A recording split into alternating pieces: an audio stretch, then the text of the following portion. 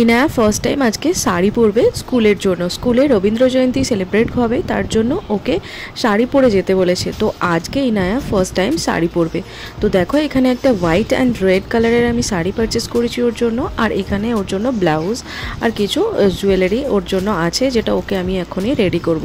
তো চলো okay ready করি। আর তোমরাও দেখো ওর লুক, দেখো ও ডান্স করছে শাড়ি পরার জন্য। ও খুব এক্সাইটেড, কারণ ফার্স্ট টাইম ও আজকে শাড়ি পরবে। ওকে আমি ব্লাউজটা অলরেডি পরিয়ে দিয়েছি, আর নিচে আমি পেটিকোট না পরিয়ে ওকে আমি একটা ওর প্যান্ট, সালোয়ারের প্যান্ট পরিয়ে, মানে সালোয়ার স্যুটের একটা সালোয়ার পরিয়েছি।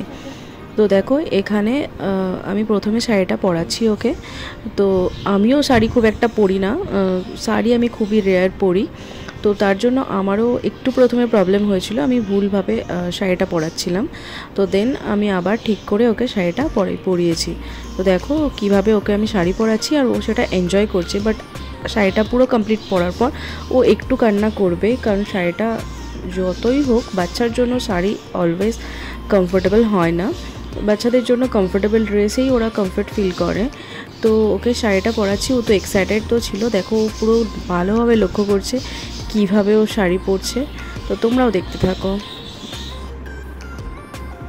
দেখুন এখানে আমি প্রথমে ভুলভাবে রং সাইডে শাড়িটা পরিয়েছিলাম, কারণ আমিও শাড়ি পরাতে খুব একটা রেগুলার না, কারণ শাড়ি আমিও খুবই রেয়ার পরেছি। তো তারপর আবার আমি ঠিক দিকে শাড়িটা ওকে পিন আপ করতে স্টার্ট করেছি। দেখো নেক্সট টাইম ও আর কিন্তু পরতে চাইছে না, খুব বদমাইশি করছিল। তারপর ওকে আমি অনেক বুঝিয়ে টুঝিয়ে তারপরে আবার শাড়িটা পরাতে স্টার্ট করেছি। বাট ও কিন্তু কান্নাকাটি এরপর স্টার্ট করে দিয়েছে, ওর আর ভালো লাগছে না শাড়িটা পরতে। তো এইভাবে ওকে আমি শাড়িটা খুব যত্নে পরিয়েছি, আর খুব ভালোভাবে ওটাকে পিন আপ করে দিয়েছিলাম, যাতে একদমই ও কমফোর্টেবল থাকে স্কুলে। তো দেখো ওর শাড়ি পরা অলমোস্ট কমপ্লিট। ওকে এরপর শুধু আমি ভালোভাবে পিন আপ করছি, পুরোপুরি ওকে শাড়িটা পরানো হয়ে গেছে। দেখো কীভাবে কান্নাকাটি করছে, প্রচণ্ড কান্নাকাটি করছে। ও পরবে না, ওর চারিদিকে নাকি ইচিং হচ্ছে বডিতে, আই থিঙ্ক ব্লাউজের জন্য। তো যাই হোক, তারপরে ও হ্যাপিলি কিন্তু স্কুলে গেছে। এরপর ওকে আমি একটা হেয়ার বান করে তারপরে হেয়ারে ক্লিপ লাগিয়ে দিয়েছি রেড কালারে, যেহেতু রেড অ্যান্ড হোয়াইট শাড়ি ছিল।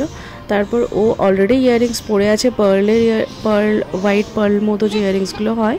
তো তার সাথে আমি হোয়াইট পার্ল মতো যে গলার নেকলেস হয় সেটা আমি একটা পরিয়ে দিয়েছি, যেটা ম্যাচিং করছে ইয়াররিংস আর গলার।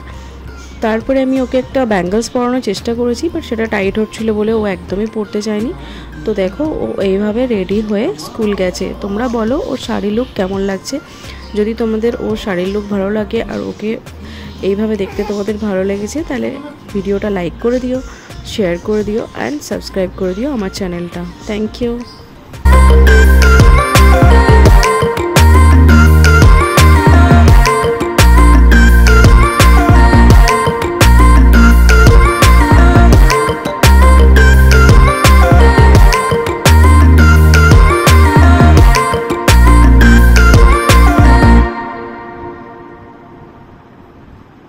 দেখি দেখি দেখি দেখি দেখি দেখি এদিকে এদিকে টেনে